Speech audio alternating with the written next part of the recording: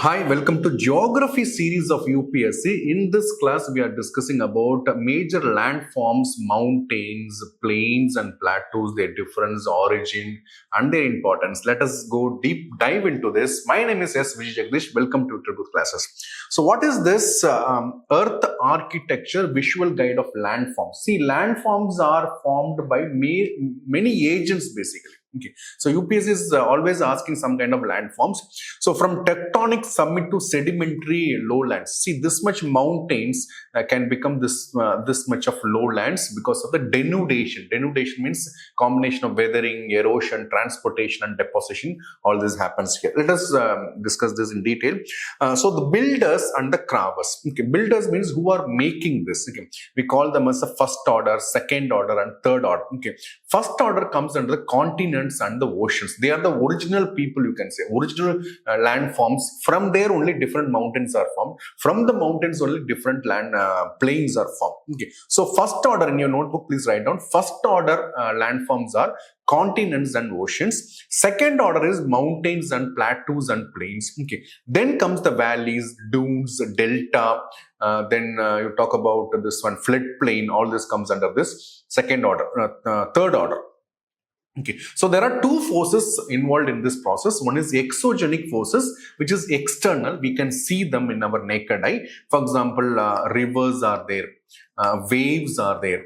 Okay, glaciers are there. Those are those exogenic forces. Endogenic forces are builders basically. They are from the internal part of the earth.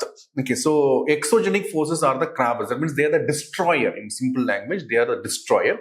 Whereas these are the builders. Tectonism, plate tectonics, volcanism. All these are builders. Understood? So first order means oceans and continents. Second order derived from that. Third order derived from the second order. Let us go into the next slide. The summit, 27%, please note down this, 27% of land surface is covered by the mountains. Himalayas there, Andes is there. If you want to do a homework, please read this. Andes, Rockies are there, Himalayas, Alps, all this, Atlas mountain, all these mountains are there. And second order landforms that rise abruptly from the surrounding landscape, characterized by high relief, limited summit area, and steep slopes. That means we are saying that, see, if this is a plain and mountain is formed, it will be very steep like this. Okay, and over the period of time, this has been eroded. There are different agents working on this. Glaciers are working, then you got rivers are working. So they will make this as a rounded and lower also. Okay, that is what the third order. So planets, fresh water. Please look at this. Fresh surface water originates from here.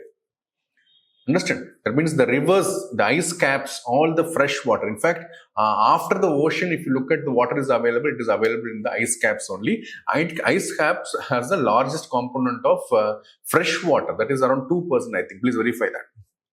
Okay, so let us start with the formation.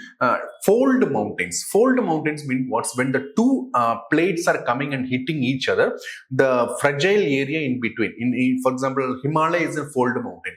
So presently Himalaya is there, but 70 million years ago, before you go and see, there was no Himalaya. There was one sea called Tethys Sea. Okay, so when from here this is pushing happens, from here the pushing happens. So this middle area will jump and form the mountains. That is what the collision creates a fold mountains mechanism formed by compression of sedimentary rocks along the convergent plate margin. Just to recollect this, we have convergent plate margin, divergent plate margin, and transformers. We have three plate tectonics movement. In the convergence only, this fold mountain is created, and these are known as young fold mountain. The best example is Himalaya, Andes. Okay, and then you got Alps, Rockies. All these are big chain of mountains. You have to understand, when the fold mountains are created, they create a big chain of mountains. Okay, they're rugged. Okay, they're very active. Even now, Himalaya is increasing in heights. Okay, over the period of time, it becomes old. Okay, example: Ural Mountains, Appalachian Mountain, Aravalli. These are coming under the relic, or you can say old mountains. Once upon a time, they were fold mountains. They were very rich, very lofty and bigger. But now it has come because of erosion. It has come down. Okay, the height is not much. Understood? Now, formation 2, okay, apart from the fold mountains, you also can create a rift and eruption. Okay. Rift is known as block mountains. Okay, our example, Vindhyas. Okay, Vindhyas is an example, and you have this example. What is that? Western Ghats is example. Satpura. All these are created because of the block mountains. Okay, that is because of the two landforms are suddenly moving away from each other, or sometimes the land is coming down or getting over the height. Okay, so host. Please remember, host is the mountain area, and the graben is the rift area. Okay, the very best example is the you can say Narmada. Tapi, those are the rift areas. Okay, Vindhyas and Satpura are the this one mountain area caused by the tension and faulting. Okay, then mountain can also be formed by volcanic activity. That means the volcano will erupt on one sudden morning. Okay. And one important thing you have to understand is volcanic mountains are not a chain of mountain. They are not a chain of mountain. There's a standalone mountain. Example, Fuji in Japan, Kilimanjaro in Tanzania, Kenya, Mauna Loa. Okay, this is in Pacific Ocean. Okay. Sometimes they can ask this in the MCQ prelims level. They can ask, okay, so these are volcanic mountains. Volcanic mountains cannot form a chain of mountains. They can only form one standalone, one single mountain. Okay, so three types of mountain: fold mountains, block mountains, and volcanic mountains. Now, what happens? Any of these mountains over the period of time, because of denudation. Denudation means what? Various agents, river, glacier, all these are, even wind also, keep on eroding them, disturbing them, reducing their height. It becomes a residual mountain. So original elevation was this much. Now look at this. It has been denuded. It has been removed. Okay.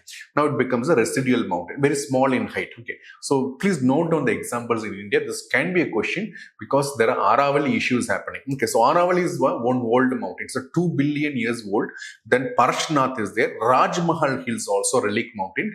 Nilgiris is also a relic mountain. In fact, this side, if you look at Eastern Ghats, Nallamala, Palakonda also you can put under the relic mountains. They are known as mountains of denudation, formed when existing elevation are eroded, leaving behind the resistant hard rock. So once upon a time, I will put it in very simple manner. Once upon a time, they were very big mountain like this. Okay, but now it is just a small hill. Okay, that is known as residual mountain. Appalachian also comes under the category. Okay, so what is the importance of these mountains? They are the resource storehouse of resources. It has got mountains, it has got herbs, mineral deposits are there present. Okay, and we can have hydropower by constructing a dam. We can take a hydropower. They act as a climate control. For example, presence of Himalaya stops the cold wind from Central Asia coming to India, and also it acts as a water divide. Okay, then geopolitical natural barrier, natural frontiers. For example, China from India, it is a natural barrier, buffer zone, you can say. So mountains play a very important role in not only in economy, but it's also polity, climate or environment, all this. 12% of world population lives in the mountain, yet 50% of world depends upon the mountain resources.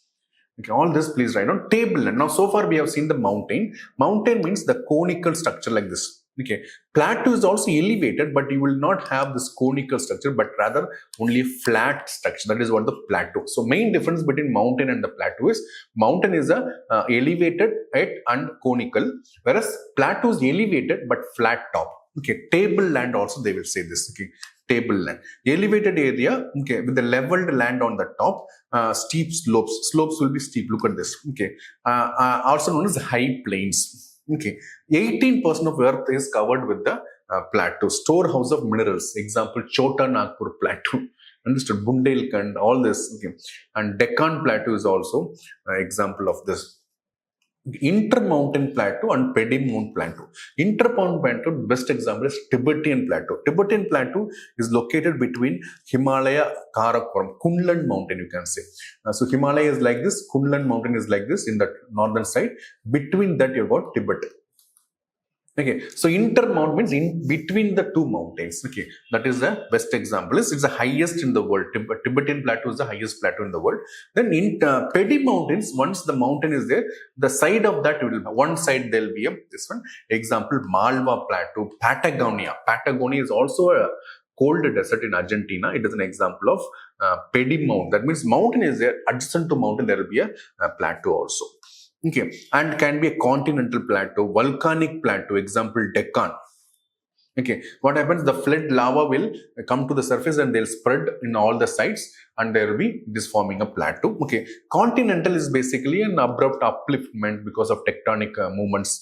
Example, Maharashtra, they are saying there's no proper example for this. In fact, you can avoid this, but volcanic is very important. Volcanic, Deccan Plateau, the black soil is found, all this. Okay, dissected, okay, sometimes it is not properly table land.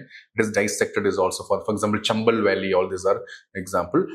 Catskill Mountain, USA, Scottish Mountain, and our highlands, you can say severely because of severe erosion this happens.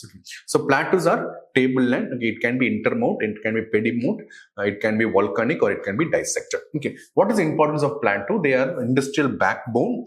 Agriculture we can do. Okay, for example, black soil is used for cotton, isn't it? Likewise, if you go to some other place, even Raj Mahal Hills, all those also grazing and all happens. Then mining, okay, I told you example of Chota Nagpur Plateau, that is also very important. A lot of minerals are there, gold is there, iron is there. Then we can also have dams and so almost similar to the mountains, but it is more useful than the mountains, you can say, because of the mineral rich, and being a flat area, plain area, we can cultivate agriculture also, animal rearing also we can do. Okay, then comes the plants. So we have seen mountains, we have seen plateaus, now we are seeing plains. Low-lying area, relatively flat land surface with a gentle slope or minimum local relief. That means almost like this. Okay, 55% of the Earth's surface is plains. 80% of the world population. In fact, the civilization started in the plains only. If you take an example of Nile Basin or Indus River civilization.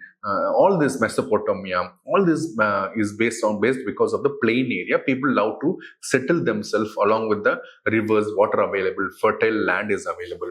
All this, okay. So known as the cradle of civilization.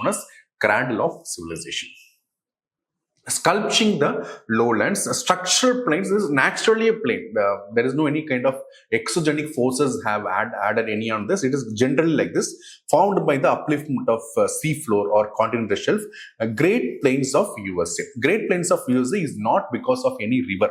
Whereas if you look at northern plains, Ganga Basin, you have Uttar Pradesh, Bihar, and all these are example of erosional and depositional plains. Okay, almost a plain. Okay, for example, Lorraine. Okay, so what is the best out of the plains is they have got a alluvial soil best. Okay, in fact, in India, 40% of the soil is of alluvial soil.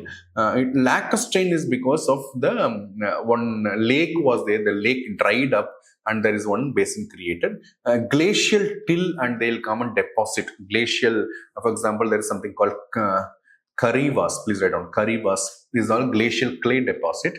That is also used for saffron cultivation, somebody will say. Okay, Aeolian means basically Aeolian or loess, because of wind transporting the fine sediments, they will come and deposit. For example, Yellow River, Yellow Basin, all these are comes China. Yes, China, wind blows and deposits here. They are so very fertile, that will give a lot of nutrient to the soil. Abyssal is basically in the ocean. 50% of Earth's surface is the abyssal ocean floor. There we are not going to cultivate anything. Okay, but they are deep under this. Okay, so these are the sediments available in the deposition types. Okay, so what we have seen so far, mountains we have seen, like water towers and frontiers.